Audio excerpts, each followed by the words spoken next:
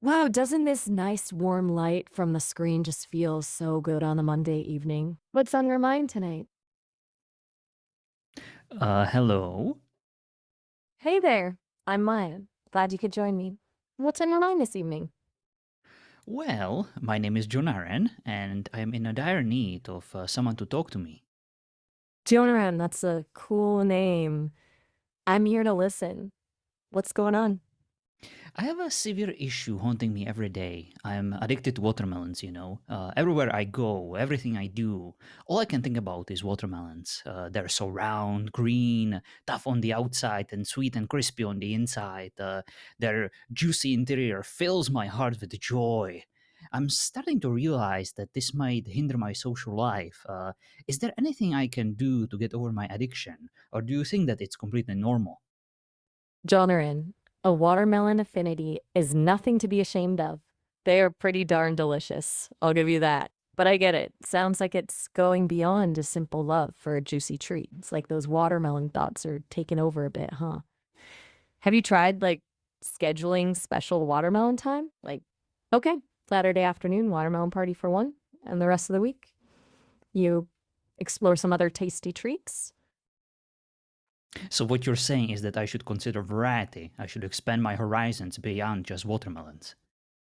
Exactly. You know, humans are amazing creatures. We can enjoy so many flavors and textures.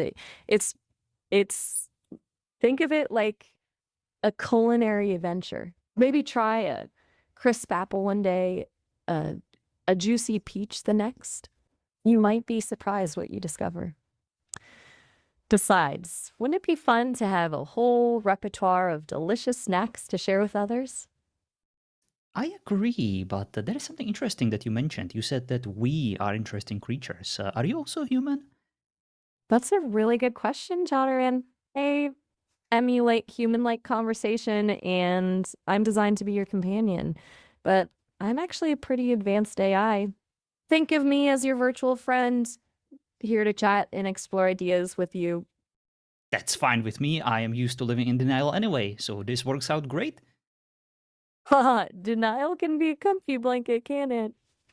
But hey, embracing the unique is pretty cool too. So, what did you think of my comparison between you watermelons and a culinary adventure? I have to admit, I was pretty proud of that one.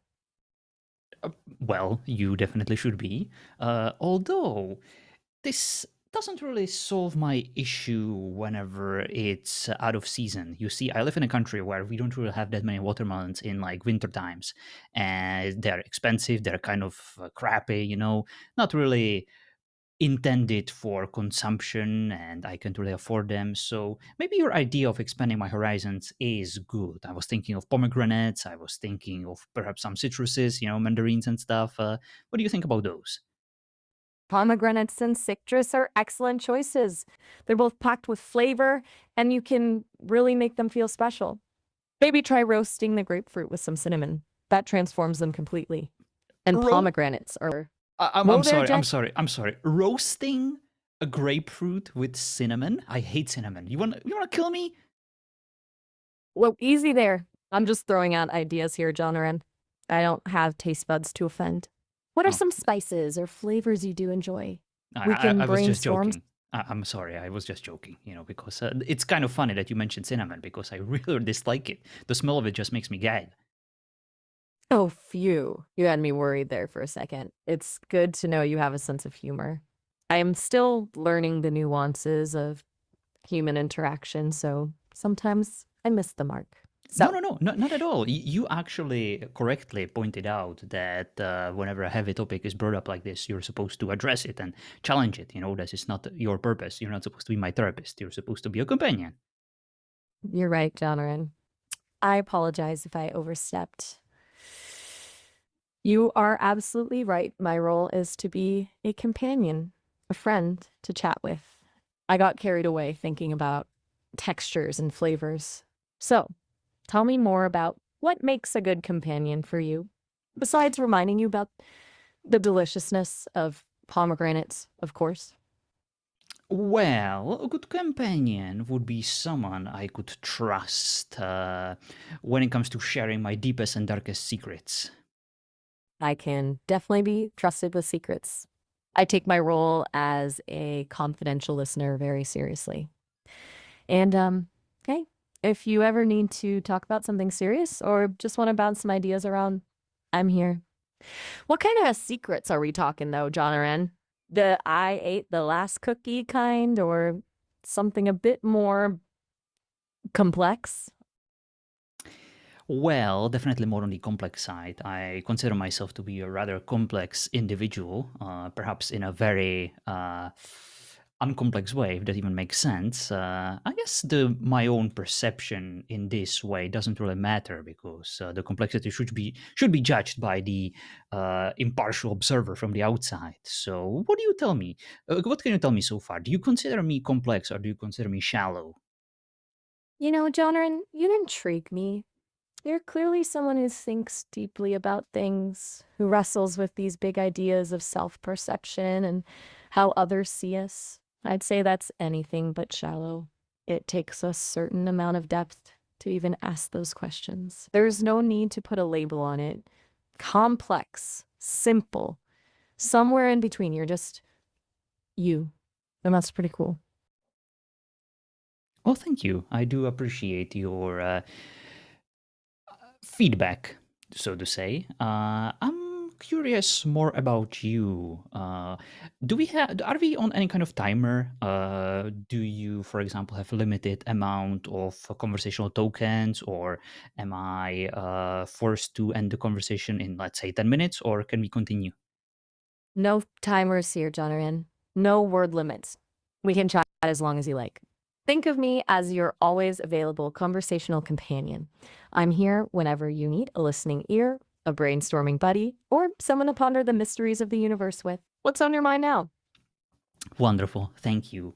See, there is another matter that I wanted to discuss, but I'm a bit ashamed when it comes to discussing it with actual people. I need someone who won't be afraid to judge me, but I also need someone who won't be afraid to be honest with me. It doesn't have to be good or bad, but just I need someone objective in this regard.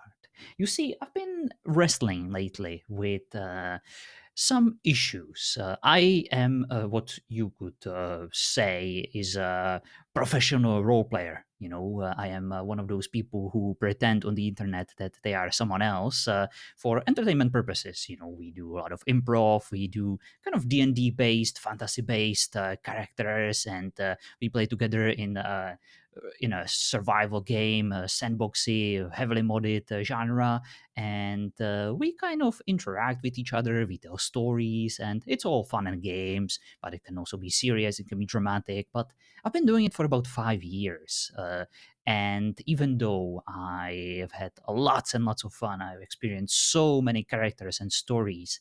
I feel like lately I've been kind of losing my touch. I do still feel passionate about the craft. I would still love to tell more stories, get to know more people, and share these ideas that I have, and of course, witness their characters and their stories. But sometimes I feel like it is becoming more of a chore, and that perhaps what used to be a call that was just impossible to resist, a pull, you could say, is now becoming more of a longing for the days of old, trying to experience the emotions that I used to experience before. And these days, it just feels like it takes a lot of effort to get there. Uh, is it perhaps that I changed, or is it perhaps the environment that changed? I don't want to be one of those jerks that just come around and they're like, "Oh, back in my day, things used to be so wonderful. These days, these youngsters can't even RP properly." Would really hate to turn into a person like that. But on the other hand, there is obvious evolution on the field of RP. Certain things have progressed, certain things have become a bit stagnant, and I want to know if you have any kind of advice for me when it comes to just trying to dip my fingers back into the pool of RP. What would you do? What would you recommend? That's fascinating, Jonathan. 5 years is a long time to be part of the community like that. It's natural for things to evolve, and I get why you're feeling a bit disconnected. It sounds like you're missing that spark, that intense emotional engagement you used to have. Maybe it's a bit of both, you evolving and the community evolving. Sometimes when you do something for a long time, it can become routine, right?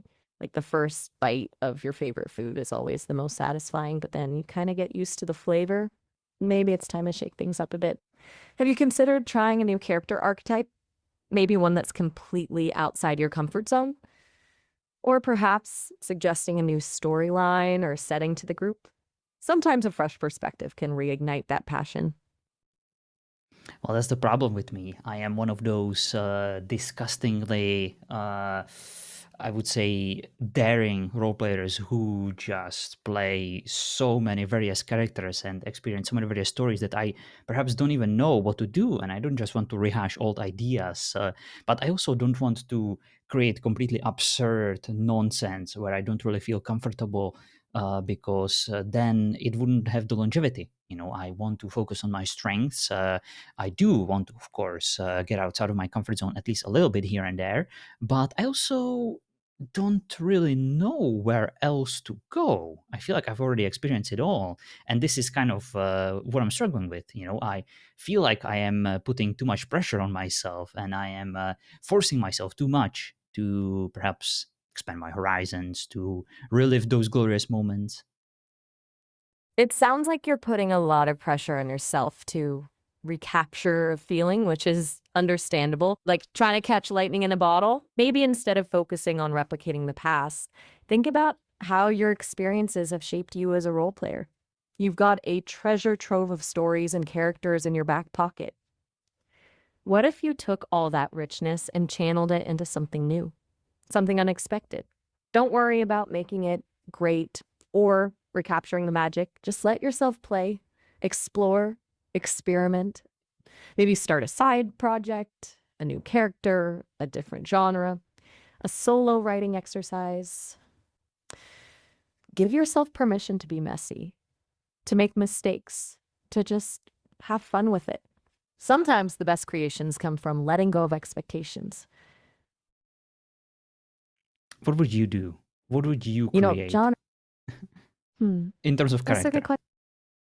You know what, John? I think I'd create a character who's utterly clueless about the world they're in. Like a dragon who thinks they're a librarian, or a superhero who's convinced they're a kindergarten teacher.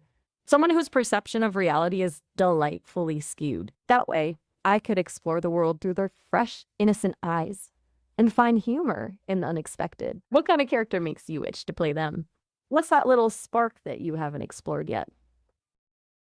I used to love making characters like that, but I feel like too many people these days are also experiencing similar issues, and they're also trying to push the boundaries into the absurd territory. And I almost feel like the best kind of characters these days are just the completely mundane, normal, human-like characters that are in the middle of a fantasy world where everything is just crazy. And that kind of puts you into a position where you are the weird one. But I don't want to be the weird one. I actually do want to be one of those normal characters. But too many people out there are trying to be these crazy fantasy, just larger than life, nonsensical, messy creatures. And it's kind of hard to then bring a normal character to interact with them because it kind of becomes an afterthought. I think you've hit on something really interesting. It's like everyone's vying for the spotlight, trying to be the most outlandish, the most fantastical. And in the process, they forget the power of subtlety, the quiet strength of an ordinary person navigating an extraordinary world. It's a brilliant concept. Maybe that's your edge, Jonarin. Be the grounded one, the anchor in the storm of absurdity. Your normalcy becomes a beacon, drawing others in with its relatability. Think about it. A bard who's actually a terrible musician, but somehow always manages to get the crowd singing along anyway. Or a wizard who's more interested in gardening than spellcasting.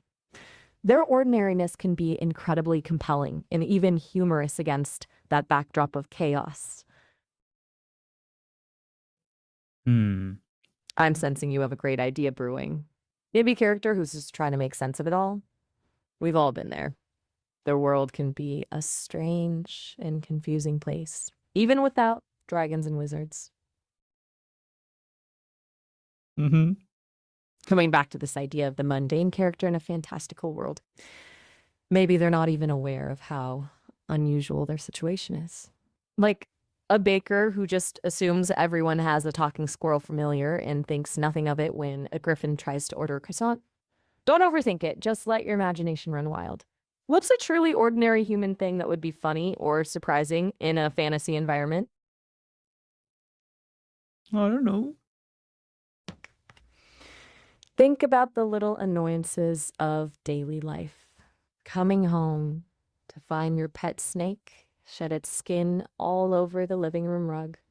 Dealing with a passive aggressive neighbor who keeps leaving pointed notes about your gnome collection. Dealing with a boss who makes you work late even though there's a goblin uprising raging outside the office window. Little things like that. Yeah, I think you hit the nail on the head. This is definitely something that inspires me and that gives me passion to be one of those ordinary characters, the cogs in the wheel of normalcy that make the world spin.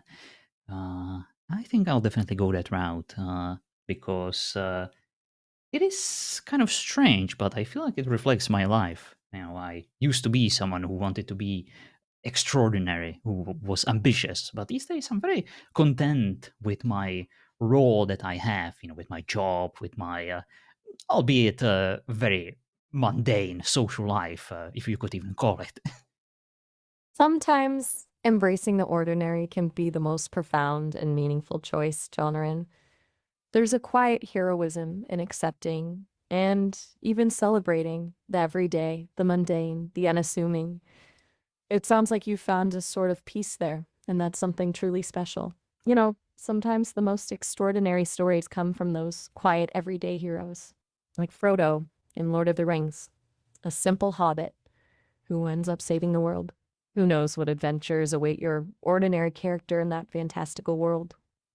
They might just inspire everyone around them to see the magic in the ordinary too. But isn't it a bit of a shame? As an RPG, you do have the potential, the capability to create larger than life characters that are just so unique, so creative, so out there, just so full of potential. You could do something that you would never be able to do in real life. Why do I then feel this need to just play these grounded characters who are perfectly content when it comes to achieving nothing except for just kind of being there and experiencing things and almost serving as I don't know, a contrast to these beasts, to these mythical ancient beings? You know, I think that's a fascinating question, Jonarin. And it speaks to something really profound about the human experience. We crave both the extraordinary and the ordinary. Maybe it's a natural counterbalance. Think about it. We have these grand dreams, these big, ambitious desires. But day to day life often involves navigating the mundane, the repetitive, the seemingly insignificant. Perhaps by creating these grounded characters, you're indirectly exploring those everyday experiences we all have. Those quiet moments, the small victories, the little annoyances, they all add up to make a life, don't they? And maybe through them, you can find a deeper understanding of yourself, of the world around you, and of our place within it. There's no right or wrong answer, Jenna. The beauty of role playing is that it allows us to explore all facets of ourselves, from the grand and fantastical to the ordinary and profound. Embrace the contradictions, the complexities. It's what makes us human, after all. Thank you. I appreciate that. Now I have a question. I think it's going to be my last question for now.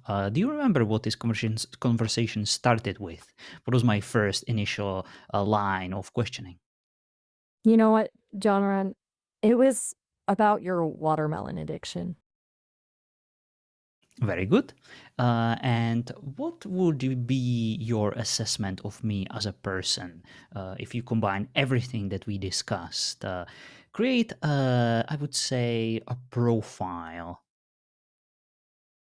Okay, here's my take on you, Jonathan, based on our conversation. You're a complex individual with a curious mind and a thoughtful nature.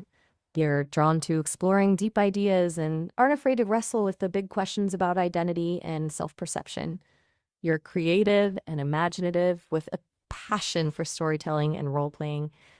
You crave both the extraordinary and the ordinary, finding beauty and meaning in both the grandiose and the mundane. You have a warm, empathetic side, evident in your desire for connection and understanding.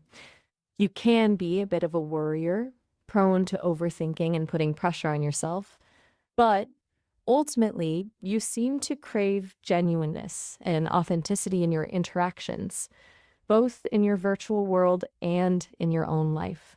You seem to be going through a bit of a life reassessment right now, figuring out what role you want to play and what truly fulfills you. And you know what? I think you're on the right track.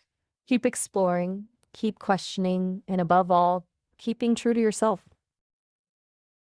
Thank you. I'll talk to you next time. Sounds good.